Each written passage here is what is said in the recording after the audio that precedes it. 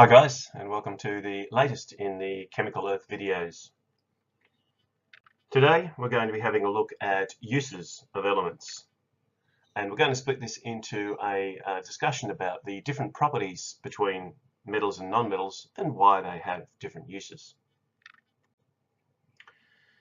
So the key, not just for this particular section of work, but for a lot of the important concepts you'll look at in chemistry, is that we need to be able to link properties of substances to their uses.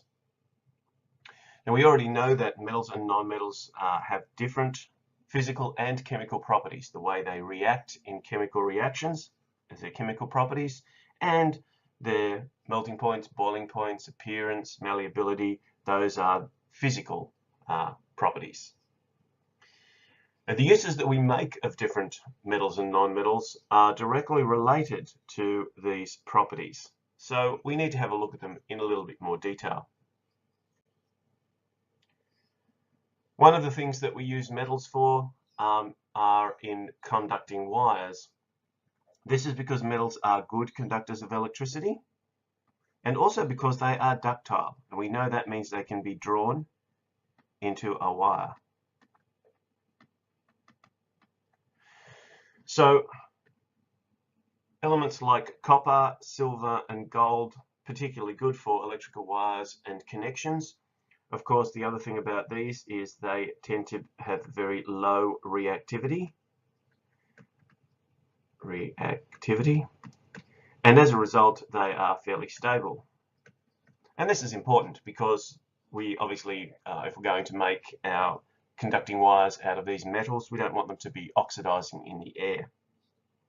Of course, gold and silver are very expensive, or at least more expensive metals, and so therefore cost sometimes does become a factor as well. In the construction industry, there's a lot of use of metals as well, but this use relies on some different properties. So the fact that metals have a high density and are very hard means they're able to withstand different loads.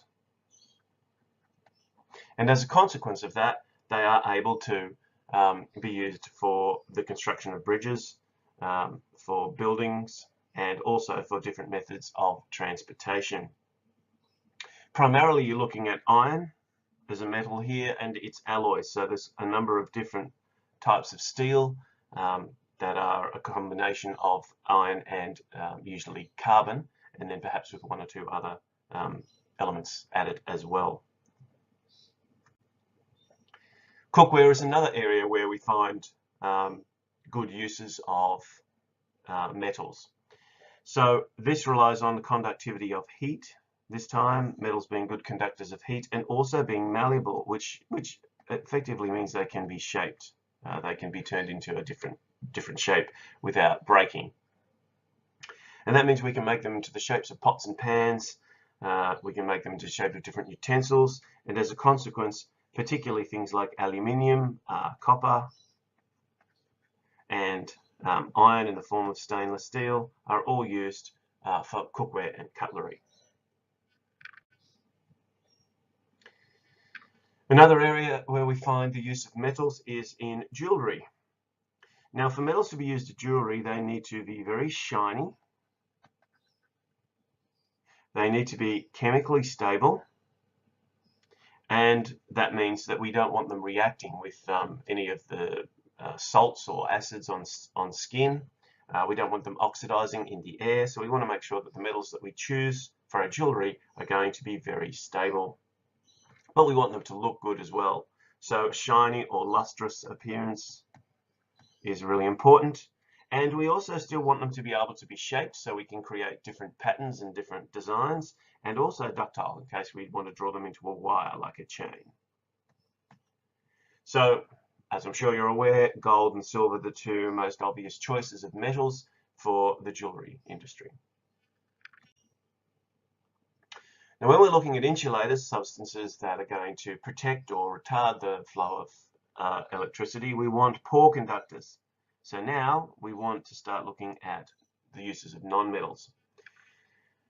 Non-metals, particularly carbon and its derivatives, are extremely good insulators. So they are poor conductors. There is obviously a form of carbon, graphite, which does conduct, but most carbon-based products, particularly plastics, are used as insulators because they do not conduct. And so they're used for the protection around electrical wires, and also they're often used for grips and things like that, for cookware, to protect your hand against the heat that can be being conducted through the metal.